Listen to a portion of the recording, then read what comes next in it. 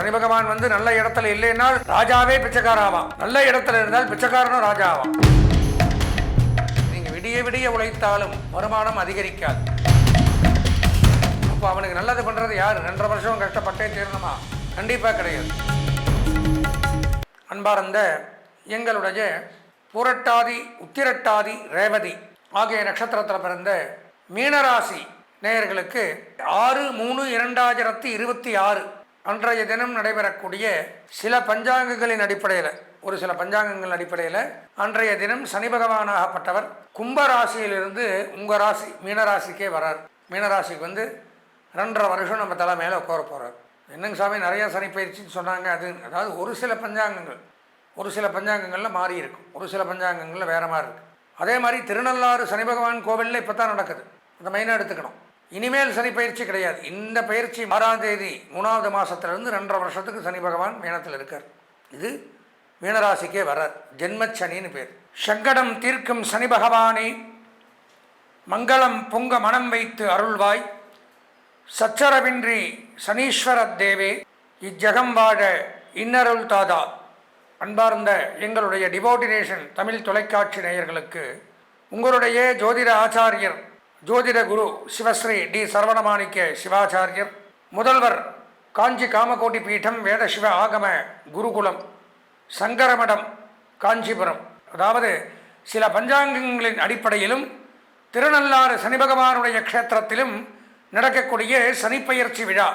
பொதுவாக நவகிரகங்களில் முக்கியமான தெய்வம் அப்படின்னு பார்த்தோம்னா சனி பகவான். ஏன் இதை சொல்கிறேன்னா, சூரியன் தான் நவகிரகத்திற்கு அதிதேவதை, இல்லைன்னு சொல்லலை. ஆனால் சூரியன் ஒரு ராசியில் இருக்கக்கூடிய காலகட்டங்கள் ஒரு மாதம் தான். இந்த 9 கிரகங்களில் அதிகப்படியாக ஒரு ராசியில் தங்கி நன்மை தீமைகளை செய்யக்கூடிய கிரகம் அப்படின்னு பார்த்தால் அதிகமாக இருக்கக்கூடியது சனி பகவான் தான். 2.5 ஆண்டுகள், 2.5 வருஷம் ஒரு ராசியில் சேர்ந்து நன்மையும் செய்வார், தீமைகளையும் அதிகமாக செய்யக்கூடியவர் சனி பகவான். அதனால்தான் சனி பகவான் அப்படின்னா எல்லாருக்குமே தெரியும்.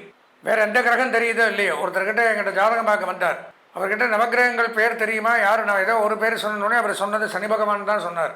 ஏன்னா எல்லாருக்கும் பரிச்சயமான தெய்வம், எல்லாருக்கும் தெரிந்து வைத்திருக்கக்கூடிய தெய்வம் அப்படின்னு பார்த்தால் சனி பகவான் ஒன்று தான்.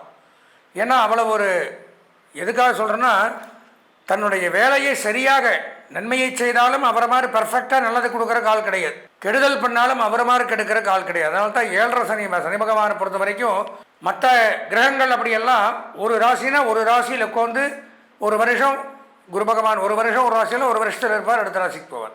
ராகு கேது 1.5 வருஷம், சூரியன் 1 மாதம், சந்திரன் 2.5 மாதங்கள், செவ்வாய் புதன் சுக்கிரன் 1.5 மாதம். இப்படி அந்த மாதம் அவங்க டேட் முடிஞ்சால் கிளம்பி போயிட்டே இருப்பாங்க.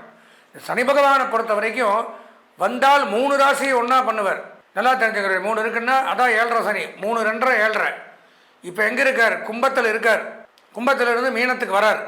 இது கும்பம், இது மீனம். மேஷத்தை பிடிக்கிறார். ஃபஸ்ட்டு 7.5 சனி பிடிக்கிறார். அப்போது இப்போ 3 பேருக்கு 7.5 சனி. யாராருக்கு? கும்பத்துக்கு, மீனத்துக்கு, மேஷத்துக்கு. அதில் மீனத்துக்கு ஜென்மச்சனியாக தலையில் வந்து அமர்றார். பொதுவாக சனி பகவான் அப்படின்னு எடுத்துட்டோம்னால் சில இடங்களுக்கு நன்மையை செய்கிறார். 3ஆம் இடம், 6ஆம் இடம், 11ஆம் இடம் அப்படிங்கிற இடத்துக்கு மட்டும்தான் நன்மையை செய்வார். இந்த 12 ராசிகளில் 3 ராசிகளுக்கு மட்டும் நன்மையை செய்கிறார். மீதி 9 ராசிகளுக்கு நன்மை இருக்காது. இதுதான் புலிப்பாணி சித்தர், 18 சித்தர்களில் ஒருவரான புலிப்பாணி சித்தர் அன்றைய தினமே எழுதி வைத்து சென்ற ஜோதிட அரிச்சுவடி, அதிலிருந்து எடுக்கப்பட்ட நூல்களை வைத்துத்தான் பலன்களை நாங்கள் சொல்கிறோம். அந்த வகையில் சனி பகவான் நிறையா பேர் என்ன நினச்சிக்கிறீங்கன்னா சனீஸ்வரன் அப்படின்னு சொல்கிறீங்க, அதே தவறு. சனைஹி சரண் சனைஸ்வரன். சனைஹி அப்படின்னா மெதுவாகன்னு அர்த்தம், சரண் அப்படின்னால் நடக்கக்கூடியவன் அர்த்தம். அப்போது ஸ்லோலி வாக்கர், அது அவருடைய பேர். ஏன் மெதுவாக நடக்கிறார்? அவருக்கு ஒரு கால் கிடையாது, ஊனபாதம், ஒரு கால் உடஞ்சவர். இப்படி பார்த்தீங்கன்னா கால் மேலே கால் போட்டு கோர்ற மாதிரி தான் அவர் நின்றுட்டே இருப்பார். சனி பகவானுடைய விக்கிரகத்தை பார்த்தீங்கன்னா அப்படித்தான் இருக்கும்.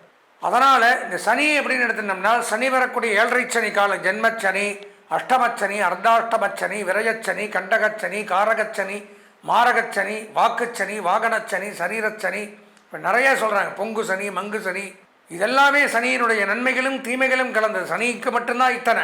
ஏன்னா அவர் வச்சு செய்வார், இல்லைன்னு சொல்லலை. சனி பகவான் வந்து நல்ல இடத்துல இல்லைன்னால் ராஜாவே பிச்சைக்கார ஆவான், நல்ல இடத்துல இருந்தால் பிச்சைக்காரனும் ராஜா ஆவான்.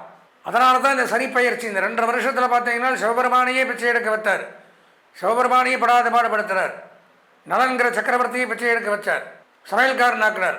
அதனால தான் திருநள்ளாறு நல தீர்த்தம் அப்படின்னு சொல்லி அதில் ஸ்நானம் பண்ண சொல்லுவாங்க. இப்படியெல்லாம் சனி பகவான் ஒரு இப்போ இந்த 2.5 ஆண்டுகள் பிடிக்கக்கூடிய காலத்தில் இன்னென்ன இடத்துல இருந்தால் இன்னென்ன தீமைகள், இன்னென்ன இடத்துல இருந்தால் இன்னென்ன நன்மைகள் அப்படிங்கிறது தான் இந்த பதிவில் பார்க்குறோம் நம்ம.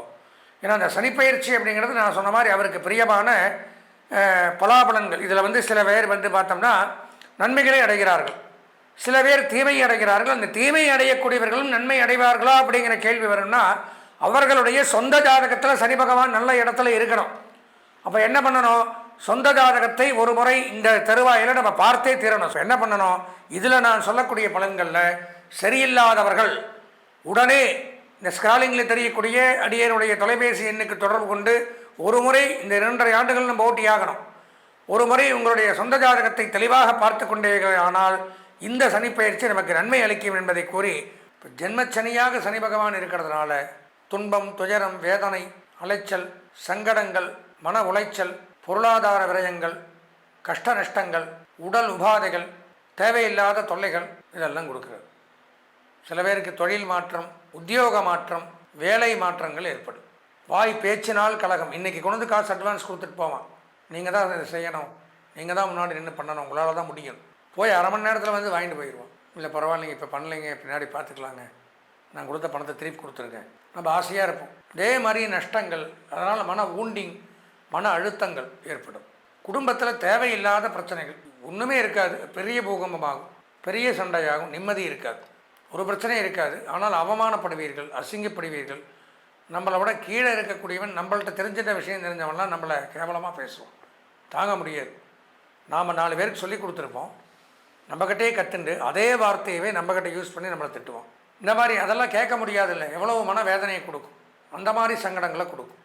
பிரயாணங்களில் கவனம் தேவை. வாகன பிரயாணங்கள் அவசியம் கவனம் தேவை.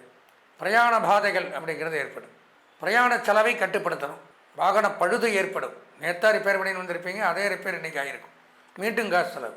வாகன பழுது பண்ணி மாளாது, ஏதோ ஒன்று செஞ்சுட்டே இருக்கணும். சம்பாதிக்கிறது வண்டிக்கே செலவு பண்ணணும், ஆனால் வண்டி இல்லாமல் இருக்க முடியும். இதெல்லாம் நடைமுறையில் சொல்கிறேன் நான். இப்படியெல்லாம் பண்ணும். ஏதோ ஒரு குடும்பத்தில் செலவு ஒன்று போனால் ஒன்று, ஒரு ரிப்பேர் ஆகிருக்கும், அடுத்த பொருள் ரிப்பேர் ஆகும். குழந்தைகளால் செலவுகள், மனைவியால் செலவு, முதியோர்கள் வீட்டில் பெரியவங்க இருந்தால் அவங்களுக்கு மருத்துவ செலவு. அதனால் வருமானம் இருந்தால் தெரியாது.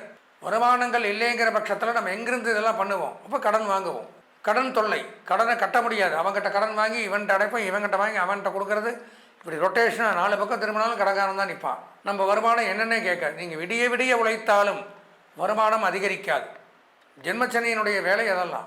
வருமானம் அதிகரிக்காது, நேரத்துக்கு சாப்பிட முடியாது, தூங்க முடியாது, உழைப்பு அதிகம், வருமான குறைவு, செலவு அதிகம், மன உளைச்சல், துன்பம், துயரம், வேதனை, சங்கடங்கள். குறிப்பாக கல்வித்துறையில் பணியாற்றக்கூடியவர்கள் எச்சரிக்கையாக இருக்கணும். குருமார்கள், எங்களை மாதிரி ஜோதிடர்கள், ஆலய அர்ச்சகர்கள், இவங்கெல்லாம் ஜாக்கிரதையாக இருக்கணும். மீனராசியாக இருந்தால் அரசாங்க பணியில் பணியாற்றக்கூடியவர்களுக்கு நன்மை ஏற்படும், இல்லைன்னு சொல்லலை. புதிதாக அரசாங்க பணி தேடுறவங்களுக்கு அரசாங்க பணி கிடைக்கும், புதியதொரு மாற்றங்கள் உண்டாகும். சில பேர் அதான் சொல்கிறேனே, இதுக்கெல்லாம் விடிவு காலம்னு எடுத்துட்டால் சொந்த ஜாதகம் ஒன்று தான் பதில் சொல்லணும். கோச்சார ரீதியாக எந்த ஜோதிடரை எந்த யூடியூப்பில் பார்த்தீங்கனாலும் ஜென்மச்சனி நல்லது பண்ணுன்னு சொல்ல முடியாது. ஜென்மச்சனி கெடுதல் தான் பண்ணும். அப்போ அவனுக்கு நல்லது பண்ணுறது யார்? 2.5 வருஷம் கஷ்டப்பட்டே தீரணுமா?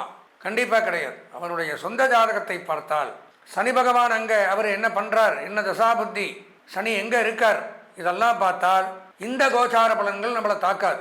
சனி பகவான் நமக்கு நன்மையை செய்வார். இப்போ இதுக்கு பரிகாரம், பிராயச்சித்தம் என்னென்னா, சொந்த ஜாதகத்தை ஒரு முறை பார்த்து தான் ஆகணும். இல்லைங்கிற பட்சம் சொந்த ஜாதகத்தில் நல்லா இருந்தால் நான் சொன்ன கெடுதல் போல நடக்காது. என்னடா அவர் அப்படி சொன்னார் அந்த யூடியூப்பில், நமக்கெல்லாம் நல்லதே தான் நடக்குதுன்னு நீங்கள் நினைக்கலாம். இப்போ சொந்த ஜாதகத்தில் நன்மை இருக்கும்.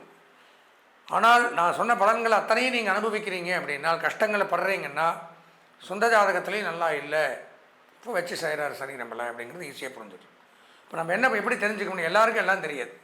இப்போ என்ன பண்ணணும்னா, இந்த பதிவை பார்த்துட்டு உடனடியாக சனிப்பெயர்ச்சி தருவாயில் நம்மளுடைய சொந்த ஜாதகத்தை அலசி ஆராய்ந்து எப்படி இருக்குது, என்ன தசாபுத்தி, இனி வரும் காலங்கள் எப்படி இருக்குது, இதெல்லாம் பார்த்தால் மட்டும்தான்.